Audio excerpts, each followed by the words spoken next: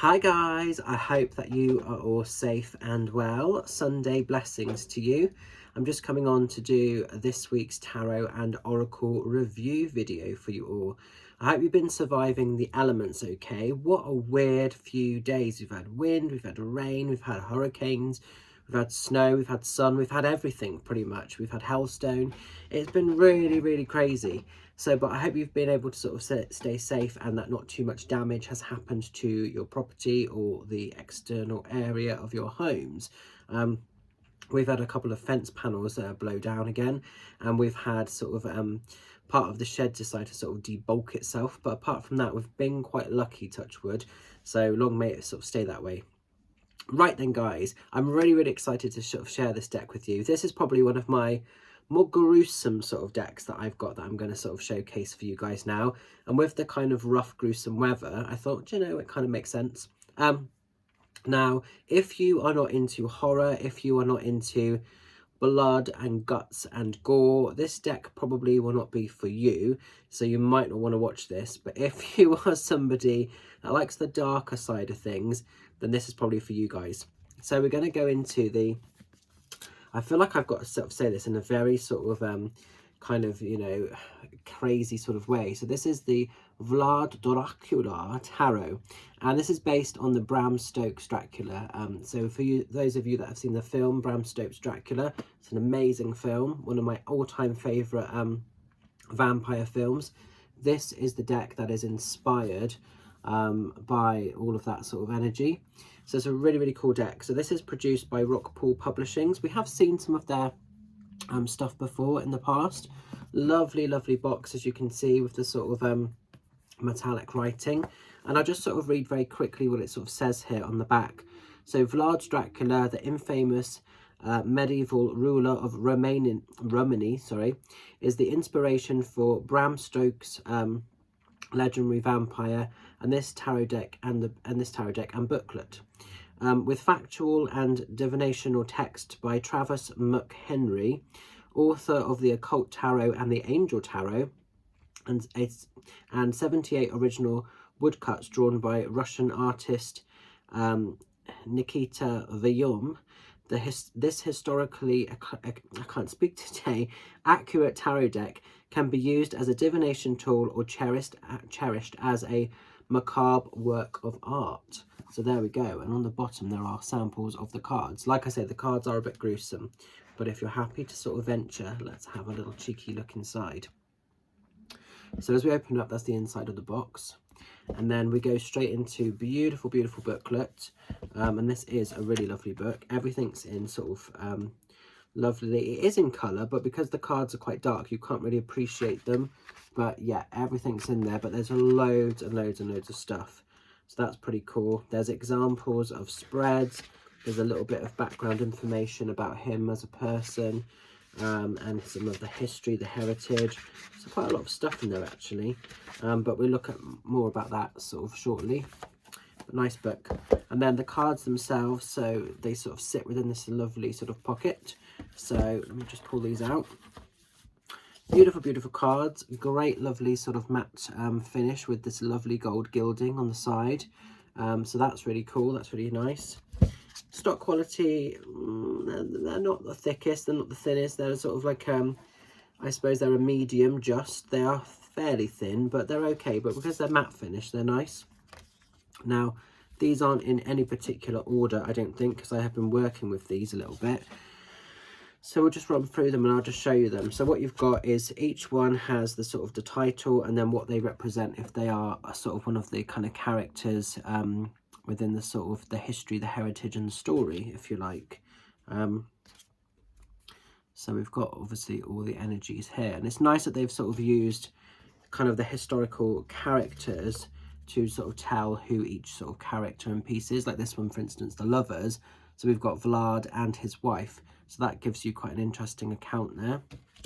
It just makes me think of the film though. The film is so good. I know it's quite old now, but I was actually watching it a few weeks ago. The film is amazing. So I do love it. Like I say, some of these as we go through will be quite dark. So you will see some sort of slightly disturbing ones, so I apologise for that. Like this one, for instance, the Hermit. Obviously we've got a guy being tortured on a wheel there, so oh sorry, not the Hermit, the Wheel of Fortune. The last one was the Hermit. Yeah, this, so you know, they are a little bit gruesome, and as we go through, some of them are a little bit bloodshed, so you know, just be prepared for that. So like the Hanged Man, for instance, is a bit graphic here, as is the Death card. So we've got his head on the sort of pole, but in the film his head was decapitated, if you remember that. So like I say, if you're not into horror, you might be a little bit outraged with this deck. It might not be for you, and that's cool, but from time to time it's nice, you know, it's lush to have all the sort of light and fluffy and angelic stuff, but from time to time it's quite cool as well to show you the sort of darker side of things. So hence what this deck's really about, to be honest. I do like, though, what they've done is they've made sure, as well as the sort of major arcana, they've made sure that the minor arcana are also included. So that's really nice to see. So we'll look at some of those when we get to them. And they have made sure that they've included that, because some decks get a bit lazy where the minor arcana is concerned, but these, they've made sure to kind of keep a little bit of stuff there as well. This is definitely not a deck that I would work with all the time. For me, this is a collector's deck. I like it because it's a great film, and, you know, this is something I might get out sort of now and again, once in a blue moon. It's definitely not something I would feel comfortable working with to do every day-to-day readings. But if there was some sort of themed event, then maybe this would be sort of quite cool to have and to quite nice to sort of work with in terms of that. But otherwise, probably I would not be using it so much.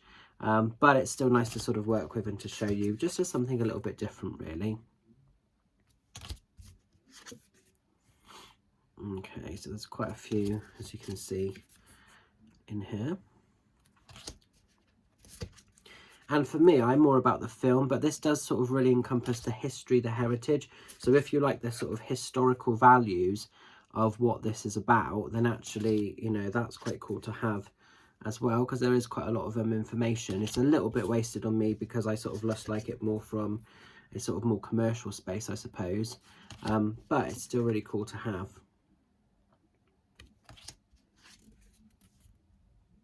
The pictures are quite detailed as well. There's quite a lot in here, so there's a lot to sort of be working with and to sort of see, which is nice. And again, some of them are more kind of graphic than others. Some of them remind me of bits of the film as well, so that's really interesting. That kind of makes me smile a little bit.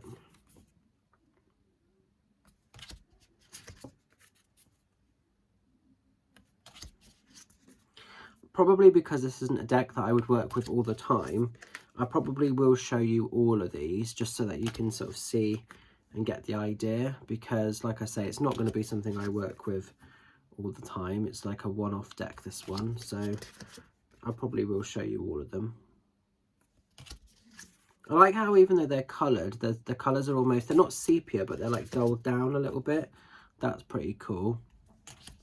So like obviously some of these, so they've changed the wands for stakes, and these are a little bit kind of gruesome, as you can sort of see there. But it encompasses what the film is about and what the story is about, really. So, you know, it would be no other way, because this is a dark sort of subject matter, really.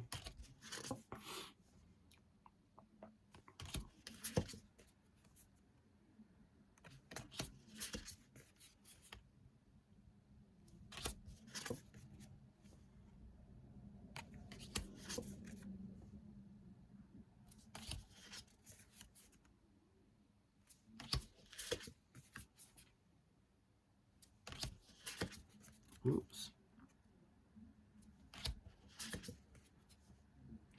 I'm going into the swords, which are also fairly gruesome, I have to say. So like I say, this is for anyone that has an appreciation of macabre or darker energy.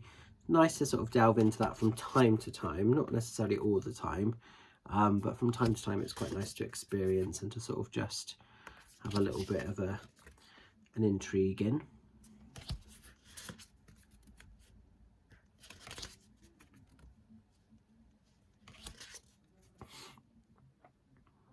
And it'll be interesting to see what the messages from the book sort of say, if they are a slightly darker twist or if they're still quite positive. It'll be interesting to see what they have to talk about actually. So that is the deck in its entirety, guys. So what we'll do, gather these together. So picking a card for this Sunday and for the representation of the week ahead, and hopefully it'll be something lovely and fabulous. Let's have a little look and see. They do glide quite nice because they're a lovely sort of tarot size, and like I say, they're that matte finish. They do glide really nicely in the hand.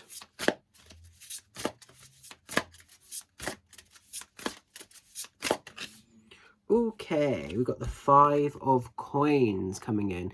So 5 of coins is the equivalent to the 5 of pentacles. And it just says here, Vlad attacking foraging Ottoman soldiers. So make of that of what you want to. So let's find this one in the book. So like I say, with the book itself, you do have examples of spreads, different things in there as well, and some of the history, some of the heritage, which is pretty cool. So yeah, and then you've got like the major stuff, and then into the other energy. So let me just find the coins. So this one is the 5 of coins. So we've got like this whole piece here. So I'll read this out. I apologize in advance, guys, for my lack of any pronunciation, because I know that my dyslexia seems very bad today for some reason. Okay, so when Mehmed invaded, oh, I can't say that word, Walakashi Vlad began a strategic retreat into the country, burning crops, destroying cities, poisoning the wells, leaving diseased bodies on the road, and laying waste to everything in his path. The Ottomans became desperate for food and were exhausted and in a constant state of thirst. Vlad refused to give the enemy any rest, preventing them from eating or sleeping. So that's the sort of history of this sort of piece of what they've kind of created from this card. Oops, sorry if that's wobbling. And then it's just got divination meaning. So destination, poor health, despair, loneliness, and bohemian habits breed by carelessness or travel. This is the darkest card of the suit of coins, and it represents a lack of money and the negative feelings that accompany a poisonous or a position of poverty. The traditional image is one of the wandering beggars trudging through the snow. The 5 of coins can have a connection to travel, although it might be travel that causes financial difficulties, such as a holiday that is taken on credit. Sometimes life kicks you when you're down, whether it's an unpaid debt or an obstacle that can only be solved by money. And like Vald's raiding parties, sometimes the attacker suddenly appears to take another swing while you're trying to gather some wild berries for substance. Remember, there are always options, even if it means temporary retreating to fight another day. So that's quite dark, I'm not going to lie.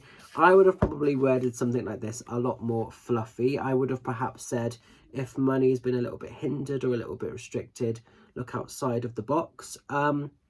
Interesting. So I don't know if some of us are feeling a little bit, you know, financially disturbed or disrupted. I know a lot of people have messaged me with things like the energy sort of increases and everything else, and various stuff that's been happening, saying that money does feel quite compromised. So maybe that's something we're going to feel at the moment. We're getting to sort of middle to the end of the month as well. A lot of people haven't been paid yet, so maybe that's why that's kind of coming in a little bit as well.